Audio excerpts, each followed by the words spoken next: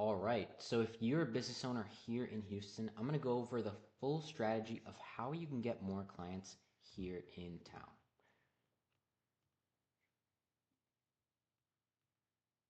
Oops. Okay. So the first thing that I kind of want to mention, or I kind of want to touch on this is, well, how does social media even work for you as a business owner? The goal is to get more clients, more customers, not followers, not likes or views. I talk to people all the time, and when I ask them what their goal is, they tell me they want more followers, they want more views, they want more engagement. And as soon as we start to dig in deeper, what I find out is what they really mean is they want those things because they believe those things are going to lead them to grow their business, to get more leads, and to make more money. And that is not the case. More followers, likes, views is not correlated with making more money through social media. Now, it could be correlated with getting more eyeballs and more viewership, but we'll go over that a little bit more in a second of why you don't necessarily want all the eyeballs you can get. So, all of that, I say all of that because I want to just point out that as a business owner, your goal with social media is you want to grow your business, you want to make more money, you want to get more leads, and you want to do more deals. Awesome. The next thing to really understand about social media is that it's just another channel of getting attention. Just like newspapers are somewhere you can advertise, just like you can cold call, just like you can door knock. The only difference is that with social media, you can do that faster and at scale. So there's two levers that are going to grow your business on social media, and that's traffic and conversions. So I'm going to go over what these two things mean, but as you can see here on the left, the traffic is the people and the conversion is how we turn those people, or the steps of the funnel that we use to turn those people into becoming a customer and closing a deal for you. So the first problem we have to solve for is traffic. So there's two ways to get traffic. There's organic traffic and there's paid traffic. And I'm just going to present to you the pros and cons. So with organic traffic, and let me specify what these two mean. Organic traffic is when you post a piece of content and it gets views without having to pay for any views or any advertising, just because the post was really good and a lot of people liked it. Paid traffic is obviously you put out a post and you pay for the right people to see it. So the pros of organic traffic is that it's free to post and you can build an audience over time. The cons are that you have little control over who actually sees your posts. It takes a lot of time and dedication to get good enough at at the organic social media game to reliably see a lot of traffic, and it's rarely scalable. Again, you can't really predict how many views or how much traffic you're going to get in a month. With paid traffic, your pros are you can target exactly who you want. You know, a lot of your businesses, if you're watching this, a lot of you, um, you have a specific type of person you want to reach. Whether that's you only talk to males, you only talk to females, or maybe you only talk to people that live in a certain area. Maybe you talk to people that only have certain interests or only have certain pain points. Um, so you can do all of that targeting as advertising. You can also scale quickly.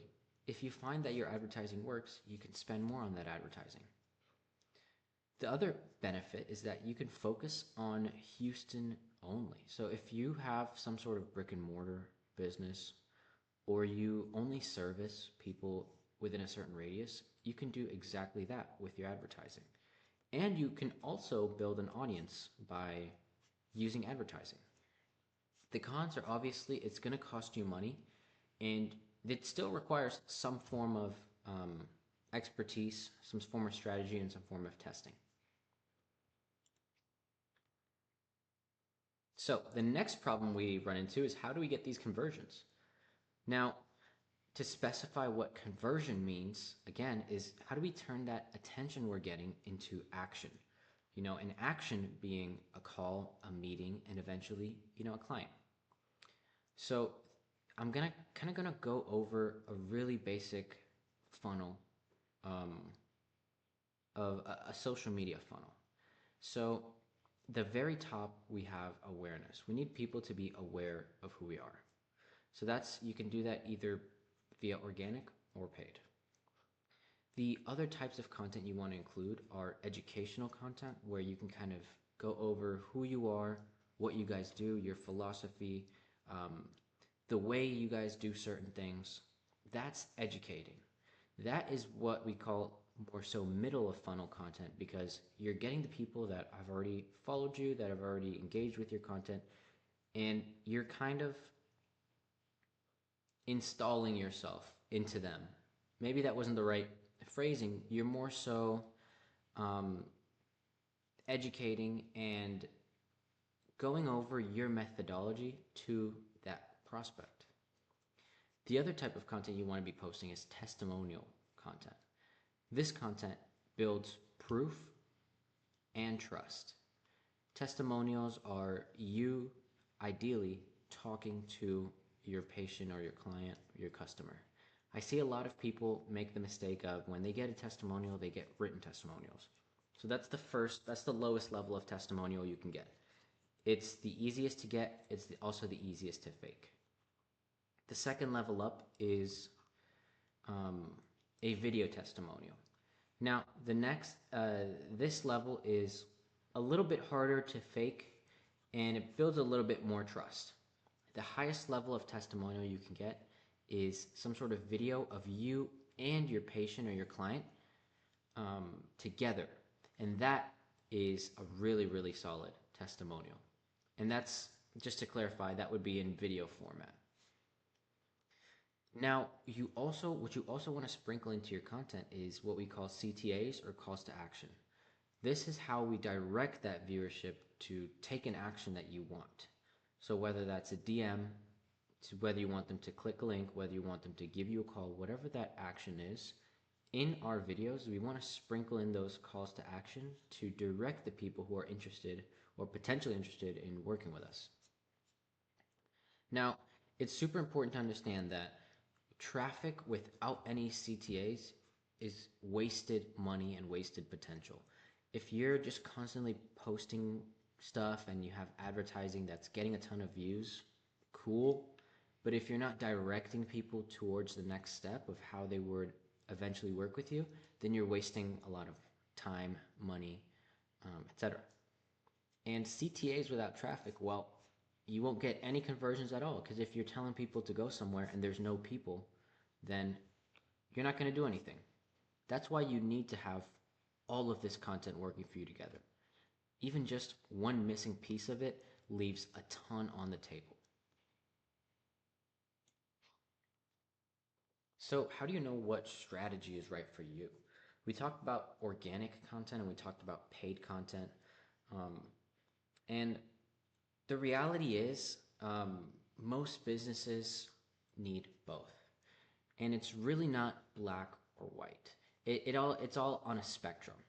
So if you have some sort of high ticket local service, think maybe remodeling, some sort of HVAC, pool building, maybe you provide some sort of medical service, some sort of wellness service, dentistry or dentist, that sort of thing, chiropractic. These types of services are a really good fit for a good mix of organic content and paid content. The next type of business that this works really well with is B2B businesses. So if you sell to other businesses, just the nature of selling to other businesses, it's typically worth a lot.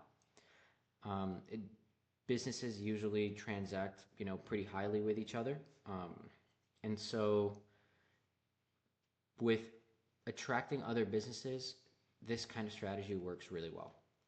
The last sort of caveat, or the last sort of type of business this strategy works really well for, is if you have some sort of if your business has a high lifetime value for each of your clients, so if you create a lot of repeat clients and your customers come back and spend money with you time and time and time again, um, then it makes it worth it for you, because you know that whenever you can get a new client, your lifetime value of that might be thousands or tens of thousands of dollars.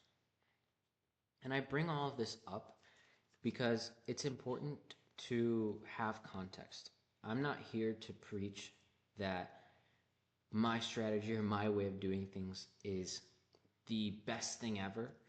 I think it really all depends. I would hate for someone to work with me that is, you know, just because of their business or whatever other factors are involved. I would hate for them to work with me and not see any significant results simply because there wasn't an alignment in strategy.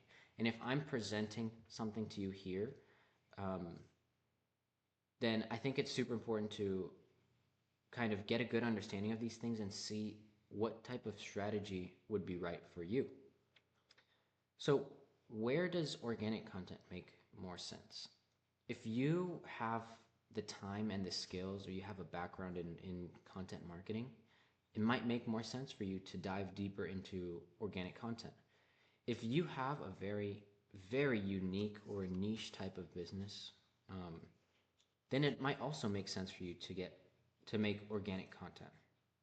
And if you're really willing to play the long game consistently, you're willing to put in a lot of the work, um, and you know maybe spending money in other ways is a priority for you, then organic content might make more sense. I know when I started my business, that was kind of my only option for growing my page and my business, was getting really good at organic content. So once again, rarely does a business ever have just one of these. Rarely does a really successful business have just content or just paid advertising. It's usually a mix of both. Now, I made this ROI calculator that I'm going to show you here so that you can kind of figure out for yourself if this is something that makes sense, like logically, for your business in terms of an ROI. So here it's pretty simple to use. And if you're a business where you have, kind of like I was mentioning, this exception here, where the LTV of your customers are pretty high for you, then I recommend you use your what is like a customer worth for you in a year. I'd recommend you use that number instead of average service price, because it'll give you a better indicator of whether or not this would make sense for you. Because let's say your average service price was $250 per month, um, and your cost per lead was $20 per lead, and you were spending, let's call it $2,500 a month. It might not make sense. As you can see here, it legitimately, you lose money, right? And there's a lot of factors, as you can see. So let's call this 3,000 because your average customer stays for 12 months. Or maybe you can even do a little bit less, or whatever number makes more sense for you to calculate, add that here. So now, as you can see, when your lifetime value of a customer is 3,000, or your average service price is 3,000, now it makes complete sense to do this. This is extra monthly income as well. So if we take this and then we kind of stack it on for the 12 months of the year, then this is over $100,000 in ROI for you. So you can play around with these numbers here, so that you can really see if you have these numbers already. If this is something that already kind of exists for you, you can plug in your current numbers, your current average service price, and to get this average cost per lead, what I would recommend, what you can do, is you can talk to people in your space that already run advertising, or you can honestly just search up a good range using ChatGPT or using some sort of AI, and it'll give you a good range, a pretty accurate estimate as what you can expect for an average cost per lead. So here you can even see a breakdown of the estimated number of leads, bookings, shows, closes, etc. And this takes into account um, how much you're spending on advertising as well, as you can see here. So yeah, I mean, this video hopefully was very useful to you in terms of getting a better understanding of social media and also paid advertising. And I hope that you got a more clear idea and maybe a next step for you to see if this is even worth it for you. So if you have any other questions, feel free to send me a DM on Instagram. Like, comment, subscribe, and talk to you soon.